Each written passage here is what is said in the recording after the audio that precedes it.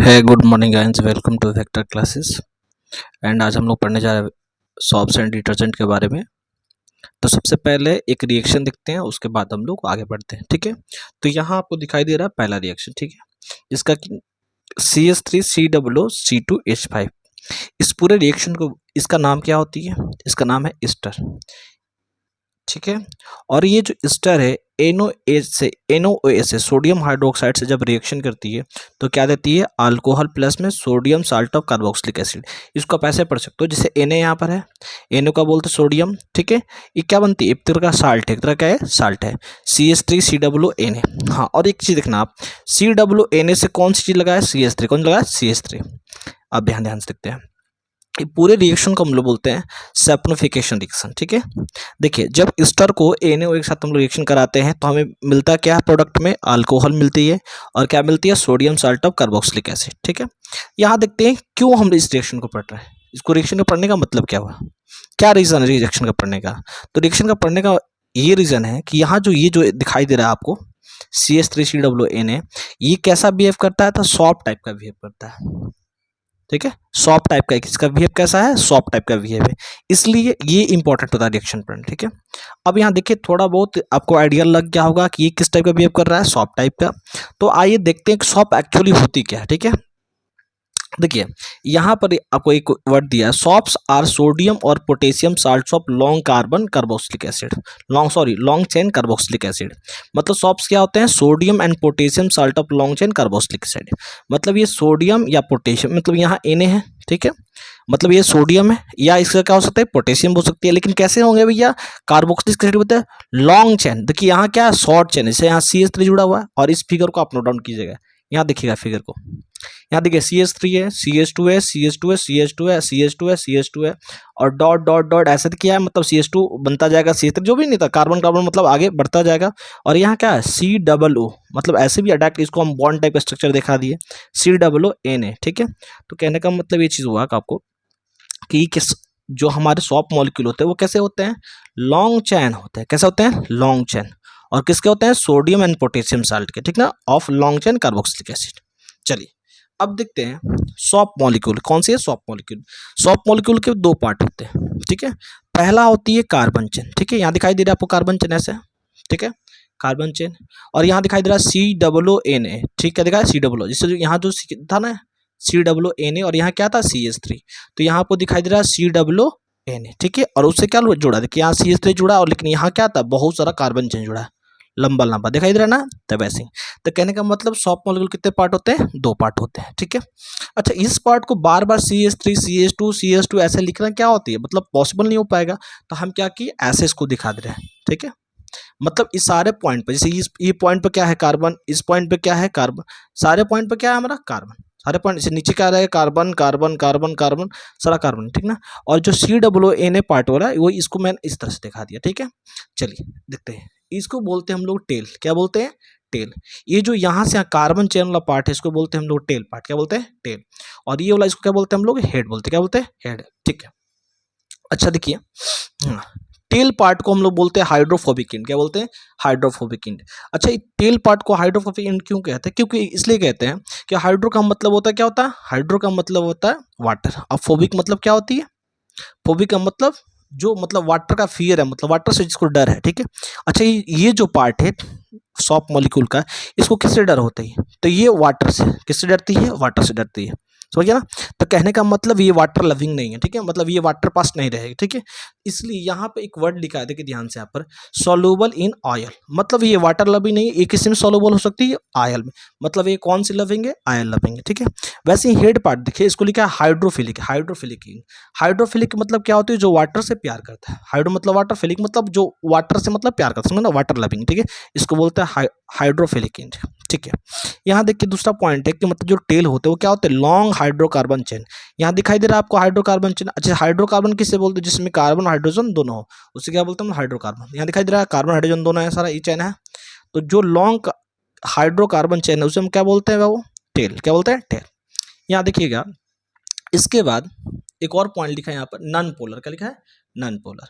Non polar का मतलब क्या हुआ? कहने का मतलब कि इस पर कोई चार्ज नहीं होता। इस पर कोई चार्ज नहीं होता, मतलब जो टेल पार्ट है उस पर कोई चार्ज नहीं होता। अगला चीज क्या है मैंने, सोलूबल इन ऑयल, मतलब ये ऑयल में क्या होता है, सोलूबल होता है।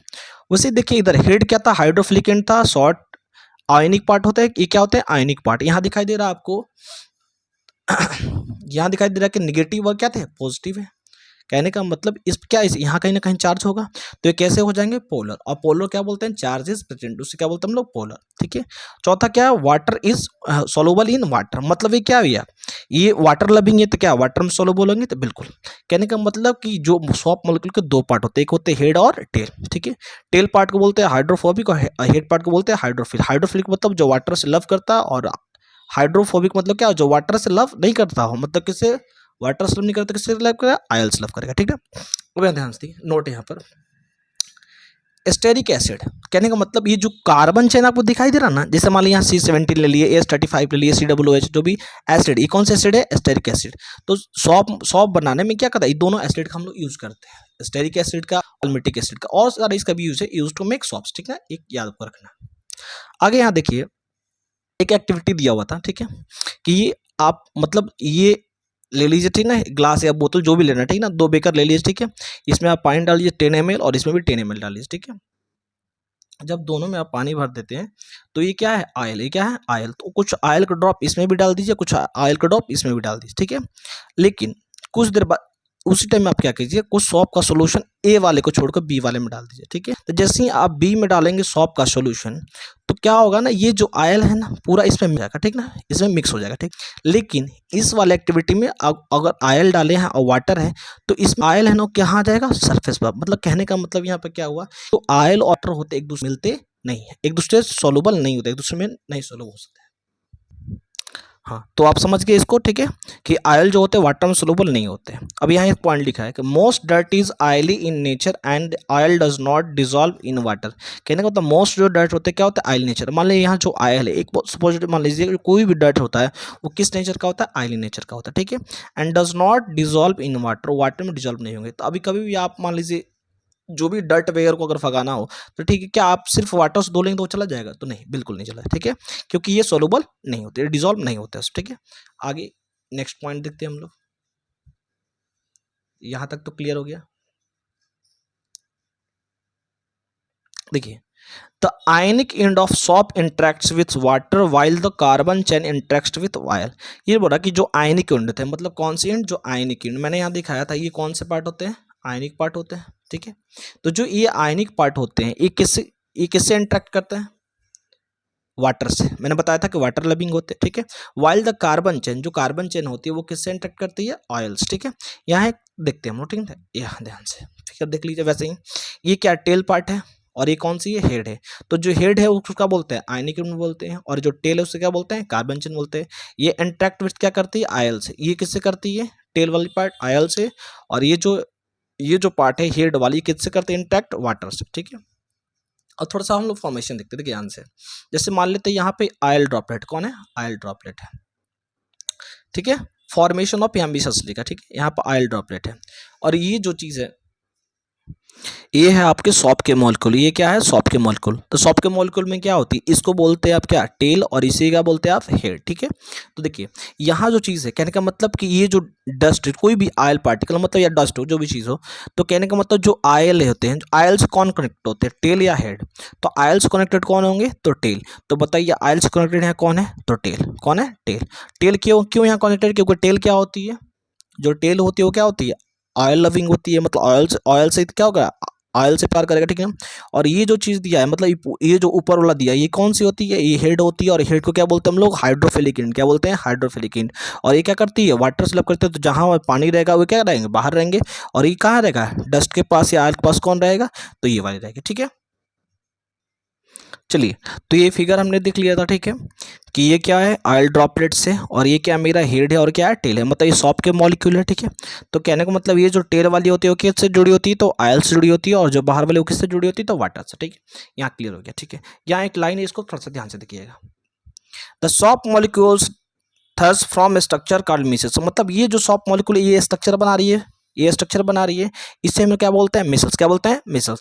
यहाँ समझता है क्या है ये मिसल्स का, और डिफाइन हम एक तरीके से बता देंगे, ठीक है।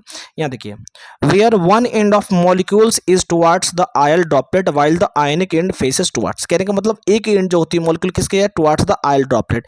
एक जो एंड है क्या, एक जो एंड है, ये जो एंड है आयल ड्रॉपलेट से सटा हुआ है, और एक एंड किधर है, एक एंड किधर है, एक एंड किधर है इसका, एक एक देखिए, एक यहाँ सटा हुआ है, मतलब सारा फिगर में तो वही है, ठीक है। और ये वाला किससे है, बाहर से, मतलब फेस आउटसाइड। कैसा रहेगा, फेस आउटसाइड। अब यहाँ देखिए, shop molecules have two ends having different properties. कहने का मतलब क्या है, सॉप मॉलिक्यूल्स के कितने एंड होते हैं, 2 एंड होते हैं, और उनके अलग अलग क्या होती है, प्रॉपर्टीज होती है। जैसे कहने का मतलब इसकी प्रॉपर्टीज क्या है, कहने का मतलब ये ऑयल लविंग है, और इसकी प्रॉपर्टी क्या है, ये वाटर लविंग है, ठीक है। मतलब ये हाइड्रोफोबिक है, मतलब पानी से डरता है, मतलब ऑयल से प्यार करता है। और ये क्या है, हाइड्रोफिलिक, मतलब ये पानी से प्यार करता है, ठीक है। तो ऐसे ही प्रॉपर्टीज आप लिख सकते हो। यहाँ देखिए अगला चीज है, forming cluster of molecules in which the hydrogen. देखिए अब ये मिसल्स का एक, मिसल्स का एक डिफाइन वर्ड, ठीक है। इसको अलग ऐसे भी लिख सकते हैं आप, ऐसे भी लिख सकते हैं। Forming cluster of molecules in which the hydrophobic tails are in the interior of the cluster. कहने मतलब फॉर्मिंग क्लस्टर, क्या एक क्लस्टर टाइप का बना रही है, यहाँ दिखाई दे रहा है क्लस्टर टाइप की, ठीक है। फॉर्मिंग क्लस्टर्स समझते हैं, forming cluster of molecules in which the hydrophobic tails are in the interior of cluster. देखिए जो भी टेल है, जो भी टेल है हमारा किधर है, ये जो टेल है किधर, अंदर की ओर है, और हेड क्या है, बाहर की ओर। हेड क्या है, बाहर की ओर। तो ये बोल रहा है, एंड द आयनिक एंड्स क्या होते हैं, ionic ends on the surface of the cluster, ठीक है। यहाँ देखते हैं, अब इसका थोड़ा सा ये देख लेते हैं, ठीक है। फिगर वगैरह थोड़ा दिया हुआ है, इसको समझते हैं। जैसे कहने का मतलब मान लीजिए ये ऑयलिंग पार्ट है, क्या है, ऑयलिंग पार्ट है, ठीक है। ग्रीस या डर्ट है, कोई डर्ट है या कोई ऑयलिंग पार्ट है, ठीक है।